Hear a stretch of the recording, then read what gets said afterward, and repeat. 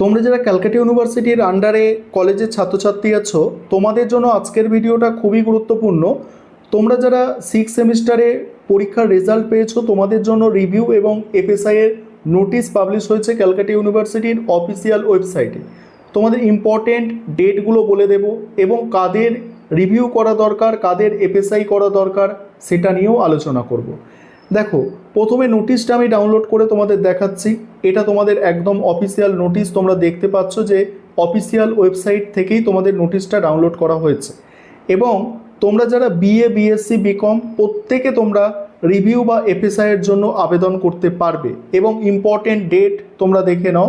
ডেটটা হচ্ছে 27/8/2026, অর্থাৎ আগস্ট মাসের 27 তারিখ থেকে সেপ্টেম্বর মাসের 3 তারিখ পর্যন্ত তোমরা রিভিউ এবং এফএসআই করার সুযোগ পাবে।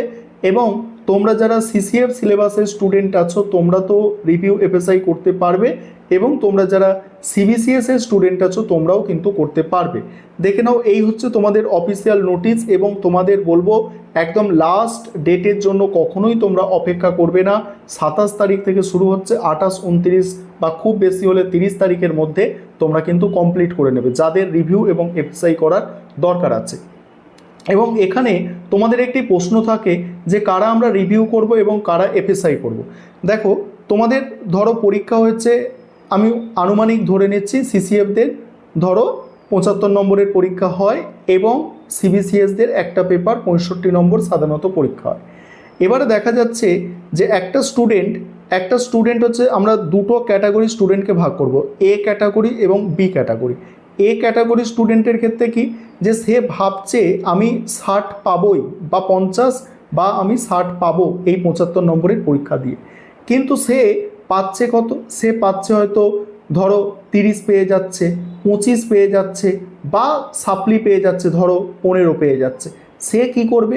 যখন নাম্বারের এত গ্যাপ থাকবে, অর্থাৎ সে পাওয়ার কথা ছিল 50-60, সে পাচ্ছে 30, 25 বা 15 সাপ্লি পর্যন্ত এসে যাচ্ছে এবং তার প্রচুর কনফিডেন্স আছে, না আমি এত কম নম্বর পেতে পারি না, তাকে কিন্তু অতি অবশ্যই এফএসআই করতে হবে।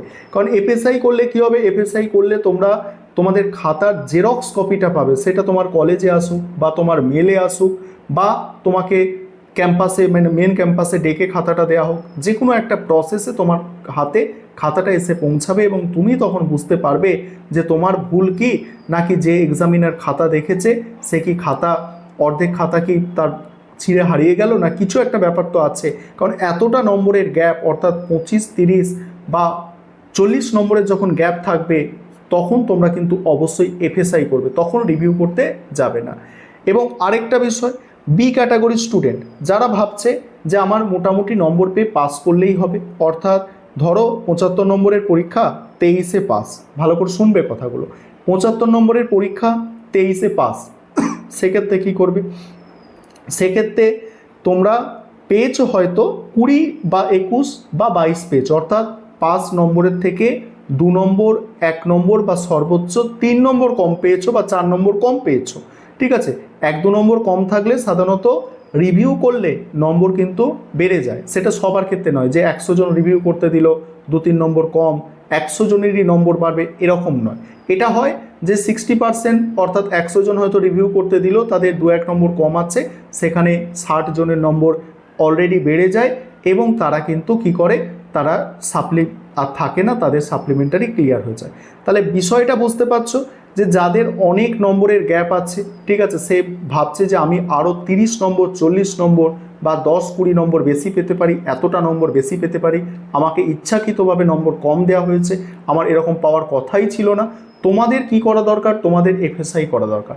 এবং যারা সাধারণভাবে 5 নম্বরের থেকে 2-4 নম্বর বা 2-1 নম্বর কম পেয়েছো এবং তোমরা চাইছো 10-2 আমাদের পাস করলেই চলে যাবে, আমাদের যাতে সেমিস্টারটা ক্লিয়ার হয়ে যায়, তোমরা সাধারণ রিভিউ করতে দেবে।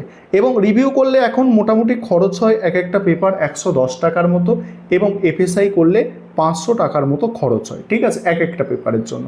এবার আরেকটা বিষয় এখানে বলি, যাদের সাপ্লিমেন্টারি থাকে অর্থাৎ সাপ্লিমেন্টারি পরীক্ষা দিয়ে থাকো, তোমরা কিন্তু এফএসআই করতে কিন্তু পারবে না, তোমরা রিভিউ করতে পারবে না, তোমাদের এফএসআই করতে হবে, অর্থাৎ 500 টাকা দিয়ে এফএসআই করতে হবে। সিবিসিএস স্টুডেন্টদের বলছি। তোমরা কিন্তু আর পেপার তোমাদের রিভিউ করতে পারবে না 110 টাকা দিয়ে, তোমাদের এফএসআই করতে হবে তোমাদের যদি এরকম সমস্যা থাকে। আশা করি বিষয়গুলো বুঝতে পারলে। এবং রিভিউর রেজাল্ট মোটামুটি ধরে রাখতে পারো 6 সেমিস্টারে রিভিউ করলে একটু তাড়াতাড়ি রেজাল্ট প্রকাশিত হয়, তাও মিনিমাম 2 মাসের কাছাকাছি লাগবে নতুন রেজাল্ট তোমাদের হাতে পেতে, ঠিক আছে?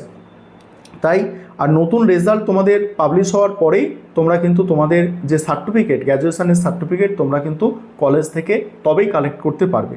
এই তথ্যগুলো তোমাদের সঙ্গে শেয়ার করার ছিল। আর এই ভিডিওটা তোমাদের সহপাঠীদের মধ্যে অবশ্যই পৌঁছে দেবে, কারণ অনেকেই আছে যারা রিভিউ বা এফএসআই করতে চাইছে, এই নোটিশের অপেক্ষায় ছিল। তোমরা অবশ্যই নোটিশটা তাদের কাছে পৌঁছে দিও।